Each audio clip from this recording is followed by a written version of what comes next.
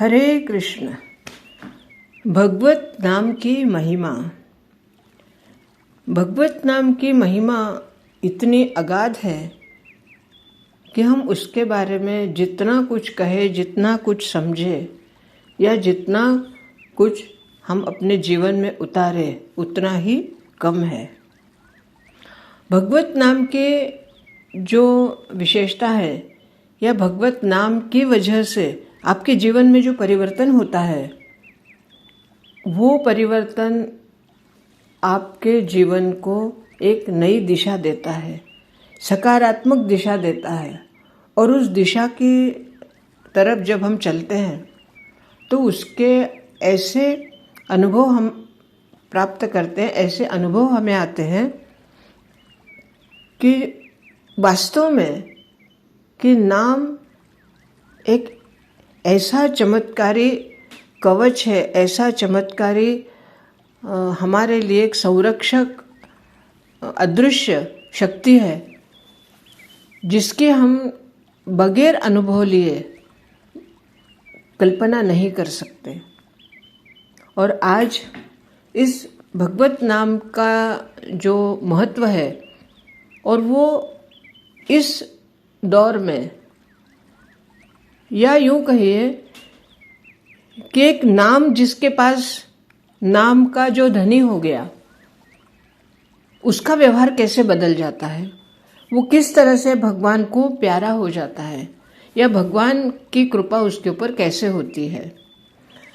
हमारी बुद्धि में, हमारे पूरे व्यवहार में एक नई चेतना, नई भावना निर्माण हो जाती है और हमारा दृष्टिकोण बदल जाता है जीवन की तरफ देखने का, लोगों की तरफ देखने का, अपने खुद की तरफ देखने का।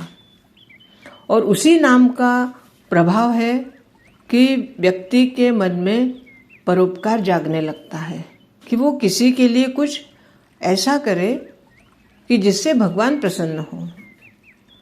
तो ये परोपकार वास्तव में है क्या? परोपकार किसे कहते हैं?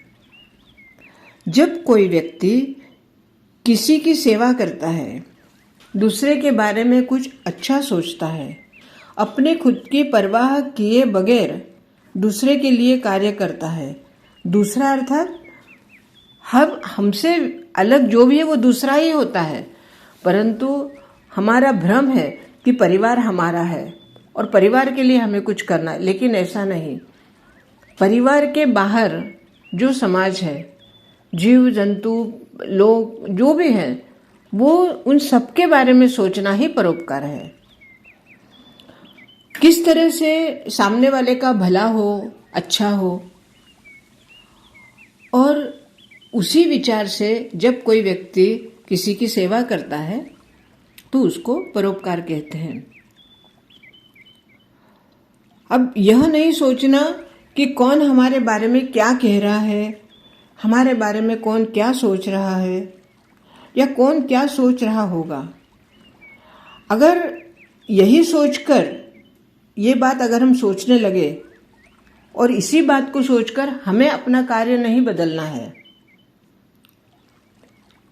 क्योंकि जो हमने नाम की वजह से हमारे मन में जो भावना निर्माण हुई है परोपकार करने की, तो उस भावना को जब हम समाज में कार्यान्वित करते हैं तो हो सकता है कोई लोग आपको, आपके पीठ पीछे कुछ कहें या आपके बारे में कुछ भी सोचे, लेकिन वो क्या सोच रहे हैं ये सोचकर हमें अपना कार्य नहीं बदलना है और उसी तरह हमें कार्य करते रहना है।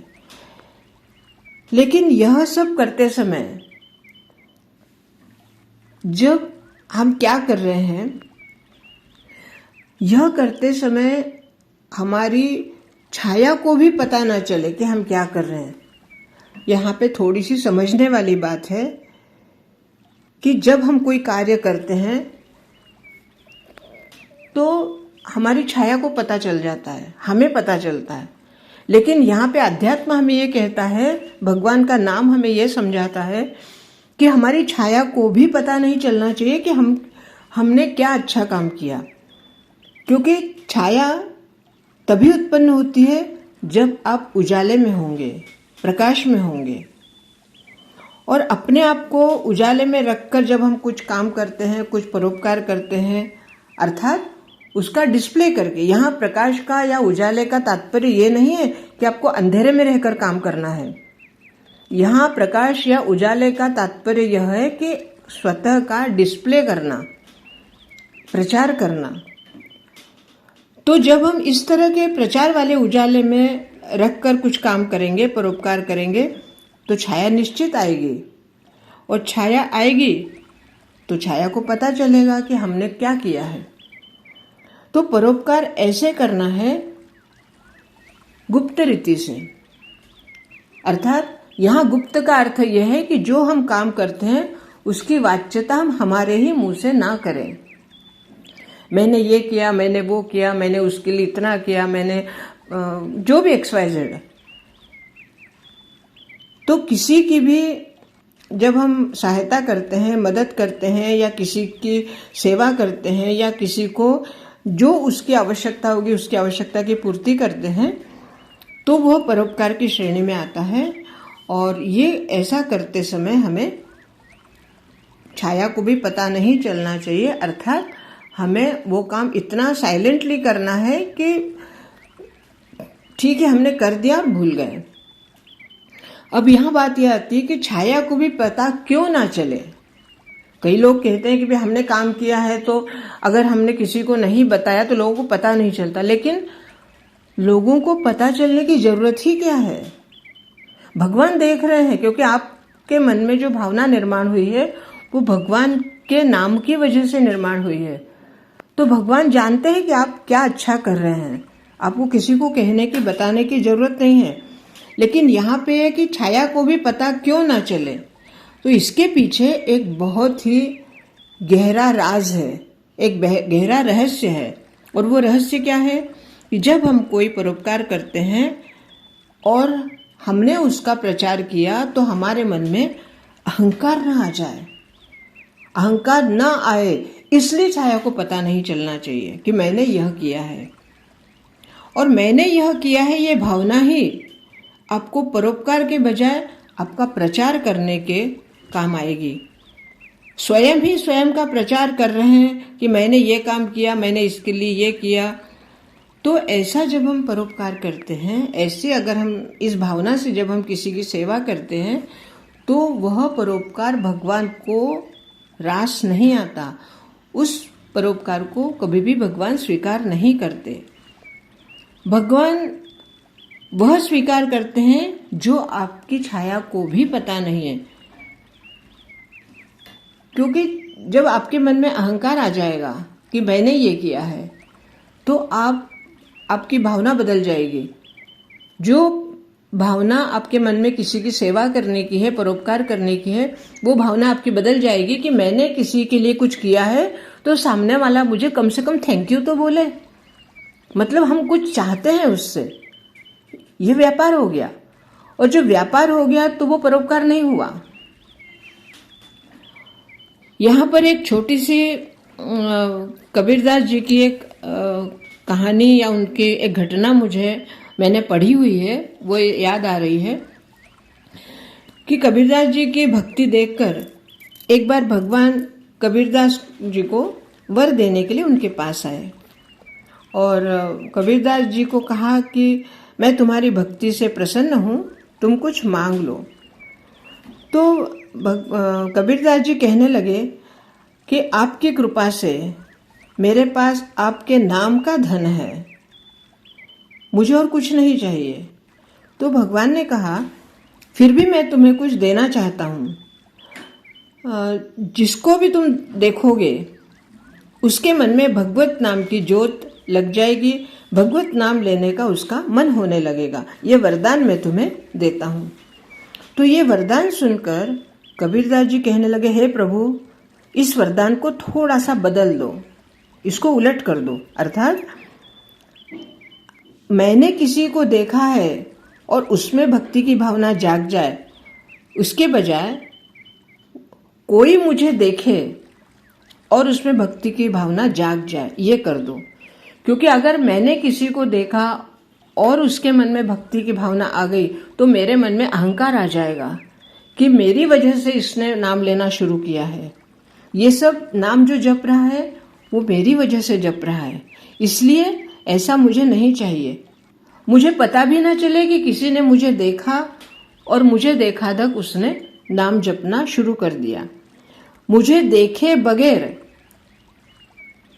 मुझे पता चले बगैर। अब यहाँ पे देखो भावना कबीरदास जी की क्या है कि वो किसी को देखे इसके बजाय कोई उनको देखे, मतलब जहां से भी वो निकले कोई उनको देख भी ले, बस जिसने उनको देख लिया उनके मन में भावना आ जाएगी और ये मुझे पता ही नहीं चलेगा कि कौन मुझे देख रहा है।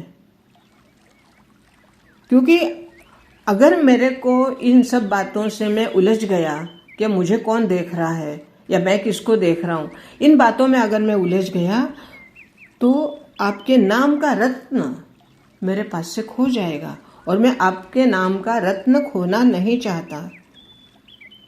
तो ये घटना जो है ये मैंने कहीं पढ़ी थी और ये आज मुझे याद आई तो मैंने आपके सामने शेयर की।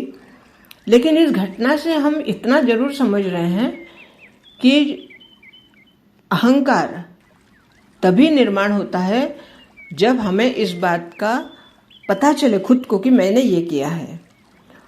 और महापुरुषों के बारे में या संतों के बारे में सुना भी है कि उन्होंने तपस्या करके भगवान की भक्ति प्राप्त की और जन कल्याण के लिए लोगों के ऊपर परोपकार करने के लिए वे हमेशा तत्पर रहते हैं।